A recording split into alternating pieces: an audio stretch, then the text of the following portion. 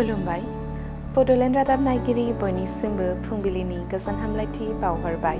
दिनै 8 जुन 2025 इं मायथाइनि सानसेनि फानजामुथियाव थानाय राशिफोरखौ फरायथिनो लाबाय। मेष राशि, लोगोनि हेफाजाब होनाय मोनगोन। गोब्राब हाबाखौ मावफुंनो हागोन, गोसोआ गोख्रों जागोन।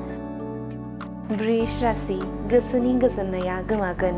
नखरनि गोनांथिफोरा जोबनो रोंनाय नङा, दुखुजों खर' हमनांगोन। मिथुन राशि, खस्थ' सहायनो गोनां जागोन। फरायनाय लिरनायाव हेंथा नुजाथिनो हागौ, गोसोखौ गोरा खालामना सोलिनांगोन।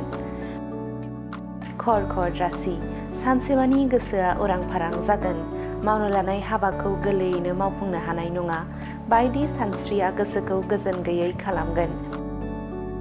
सिंह राशि, गोब्राब हाबा मावनो गोहो बोलो मोनगोन।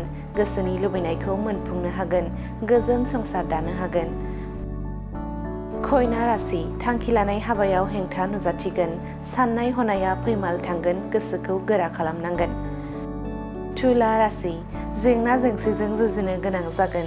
सिगां समाव मावनाय पापनि साजा मोनगोन। इसोर सिबिनायाव गोसो होनांगोन। वृश्चिक राशि, लामा आन्दायगोन। मोजां गाज्रि बुजिनो हायै जागोन। थांखि गैयै दावबायनांनो हागौ। धनु राशि, रोंगौथिनि थाखाय बाख्नाय जागोन। बयजोंबो सिनाय जागोन। रंजा खुसि सानखौ बारहोनो हागोन। मकर राशि, इसोरनि बोर मोनगोन। मोजां हाबा मावनो थुलुंगाखांगोन।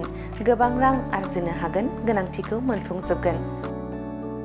कुम्भ राशि, खस्थ'नि फिथाइखौ मोननो गोब्राब जागोन। सोमोन्दोफोरा बायलांनो हागौ, गोसोखौ गोरा खालामनांगोन।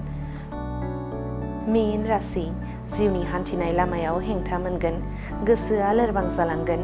बिमा बिफानि बोसोनजों सोलिनांगोन। दिनैनि राशि फरायथिनाया एसेनोसै। बेजों लोगोसेनो दिनैनि साना बुहुमनि साफ्रोमबो सुबुंफोरनि थाखाय गाहाम जाथों, बेनि थाखाय बड'लेण्ड रादाब नखरनि जानानै इसोरनि खाथियाव आरज गाबनाय थाबाय। गोजोन्थों।